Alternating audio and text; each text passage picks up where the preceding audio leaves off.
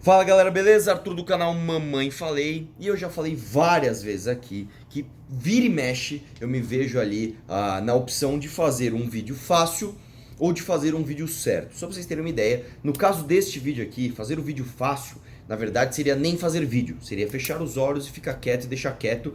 Mas, como a gente tem responsabilidade, a gente vai fazer o vídeo certo aqui, tá? Um presidente extremamente popular ali, principalmente na internet, com uma militância espontânea de dar inveja a muitos, fez uma enorme cagada hoje. Pois é, o Bolsonaro fez cagada. Se você quiser vir aqui falar que eu sou vendido, falar que você ama o Bolsonaro, tudo que ele faz tá certo, que não sei o que, não sei o que, cara, fica à vontade, dá o seu dislike, sai do canal. Hoje eu vou falar de uma cagada que fez o Bolsonaro e não venha você me chamar de traidor, disso, de aquilo, porque desde o começo eu sempre disse que tudo que fosse bom do governo Bolsonaro eu ia apontar, ia falar isso foi bom. Inclusive eu fiz um vídeo antes desse que eu programei agora, acho que para amanhã ou para depois de amanhã, falando do horário de verão, você vai poder saber a minha opinião. E quando o governo Bolsonaro errasse, eu ia criticar e é isso que nós vamos fazer hoje. O que aconteceu?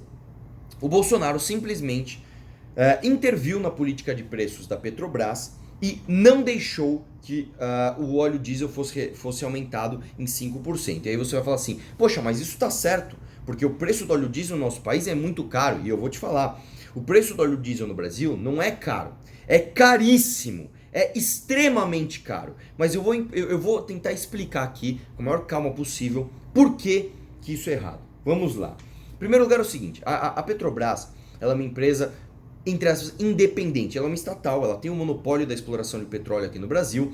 E ela, por ser uma estatal, ela tem assim, a sua independência, mas ela é diretamente ligada ao presidente. Como assim? Quem indica o presidente da Petrobras, por exemplo, que no caso aqui é o Roberto Castelo Branco, é o presidente. E o que aconteceu foi que apesar da Petrobras, que tinha anunciado um aumento de 5% no óleo diesel, ter anunciado isso, o presidente simplesmente, sem consultar a equipe econômica, sem consultar, ele simplesmente, eu não entendo de economia, mas também não vou consultar a minha equipe econômica que eu deleguei, ligou lá pro Onyx Lorenzoni e falou, avisa o Castelo Branco que ele não vai aumentar o óleo diesel em 5%.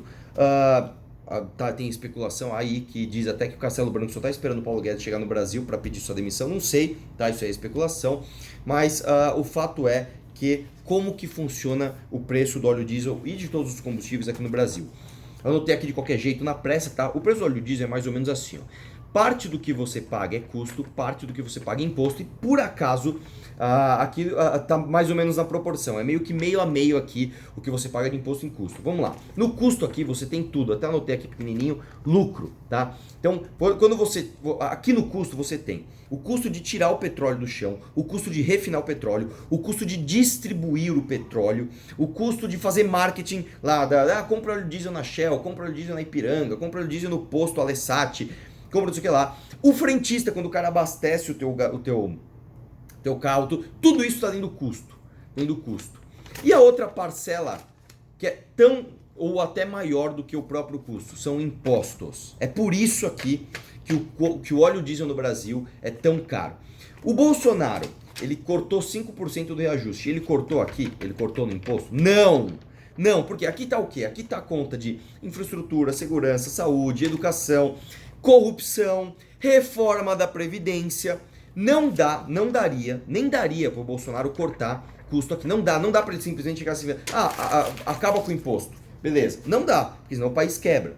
O que ele está fazendo, que é uma medida acertada, inclusive propondo a reforma da Previdência, que vai fazer com que a gente tenha menos custos públicos e com isso você consiga diminuir os impostos. Primeiro se diminui custo, depois se corta imposto. É assim que funciona.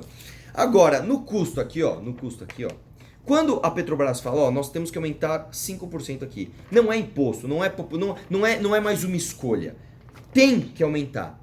E aí o que o Bolsonaro faz? Não, simplesmente, eu tô mandando aqui, não diminuir esse custo. O que aconteceu? A ação da Petrobras já despencou 8%. E se você não acredita em mim, se você não acha que o que eu tô falando é certo, eu vou te falar uma coisa, nunca o governo intervém nos preços, nunca, e dá certo, isso nunca acontece.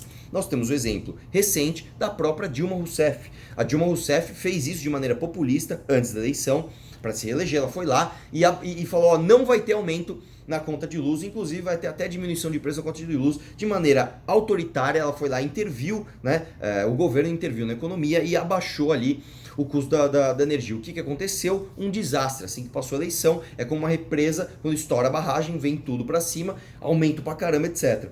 Antes dela, o próprio Sarney já fez isso, né? O Sarney, inclusive, ele chamava a população para ser os fiscais do Sarney, né? Seja um fiscal do Sarney, a gente tabelou o preço não sei o que lá, vai lá e vê se o preço não está subindo. Ele achou que dessa maneira ele ia controlar a inflação, etc. E qual foi o resultado? Desastre. Antes dele, o próprio Getúlio Vargas, o ditador Getúlio Vargas, já tinha feito isso, cara. Ele falou, ó, não, como eu sou a favor dos pobres, é que eu sou o pai dos pobres, para o pobre ter direito à moradia, nós vamos congelar os preços dos aluguéis. Qual foi o resultado disso? Desastre! Inclusive, se você pegar o Eduardo Bolsonaro, filho do presidente, deputado mais votado aqui de São Paulo, ele fez uma pós-graduação em Mises. Quando você fala em Mises, você fala, cara, Mises, qual é o primeiro livro que você pensa? 6 edições de Mises, que eu não tenho nenhum aqui, mas é um livrinho desse tamanhozinho, cara. Ele é muito pequenininho, tá? Inclusive, procura aí, cara. Você vai achar em Kindle, você vai achar na internet, você vai achar por R$10 aí em alguma livraria. Leia esse livro. A primeira coisa que ele diz nesse livro é: controle de preços não funciona. Não é liberal você pegar e falar o seguinte: eu, como governo, vou intervir de forma populista no preço do combustível. Isso não funciona. E você vai me dizer: ah, não, Arthur, mas pô, você tem greve de caminhoneiros aí, você pode gerar uma crise no país. Ao contrário, cara, ao contrário. O que cria esse tipo de coisa é justamente a intervenção artificial do governo na economia. A própria greve dos caminhoneiros aconteceu justamente por causa de subsídio do governo, para que as pessoas, estimulando o consumo, né? Se não me engano, os juros chegaram a ser até 2% ao ano, que é um juro maravilhoso para você comprar caminhão. Todo mundo foi, comprou caminhão, inundou o mercado de caminhão. O que aconteceu? Bom, não tem espaço para todo mundo. Aí qual foi a solução adotada pelo Temer, que eu critiquei pra caramba, achei ridícula essa solução, e na época até o Bolsonaro apoiou? Foi justamente tabelar o frete. Tabelou o frete, o que aconteceu? Quebrou um monte de microempresa. Sempre que o governo intervém na economia, colocando tabela de preço, estipulando o preço para você, isso sempre vai dar errado. Nunca, nunca que o mercado vai ser menos ágil, menos eficiente do que o governo colocando o preço de cima para baixo. No final das contas, a gente tem que mostrar que isso é um absurdo, né? E para mim, o que assim deixou pior ainda foi a resposta que o Bolsonaro deu. Quando foram perguntar para ele, né? Não, eu disse que eu não entendia de economia. Eu disse que eu não entendia de economia. Cara, aí na boa, assim, na boa, vamos lá. Você pode achar o Bolsonaro o cara mais da hora do mundo, o cara mais gente fina, eu acho ele super gente fina, o cara mais honesto, e ele deve ser honesto pra caramba, o cara que defende ali os valores da família, o cara que é politicamente correto, fala o que tem que falar, o cara que quer pôr bandido na cadeia, ele pode ser tudo isso, beleza. Você acha que é postura de um presidente da república intervir na economia, fazer cagada, e depois falar, eu não entendo de economia? Você acha que é postura? Não é parecido quando a Dilma Rousseff, por exemplo, comprou aquela usina em Pasadena, né? Pagou 9 vezes o valor que ela deveria ter pago, um lixo que não serviu para nada pro Brasil, e aí falaram, Dilma, por que você fez? Eu assinei sem ler. Não é praticamente a mesma coisa que o Bolsonaro tá fazendo? Não, olha, eu não entendo de economia. Então por que você fez isso, cara? Por que você passou por cima da sua equipe econômica? Por que você passou por cima do presidente da Petrobras? Por que você passou por cima do que o senhor diz ser liberal, né? Não, eu sou liberal, na economia eu sou liberal. E foi lá e fez isso de maneira autoritária e populista. Isso é populismo, cara.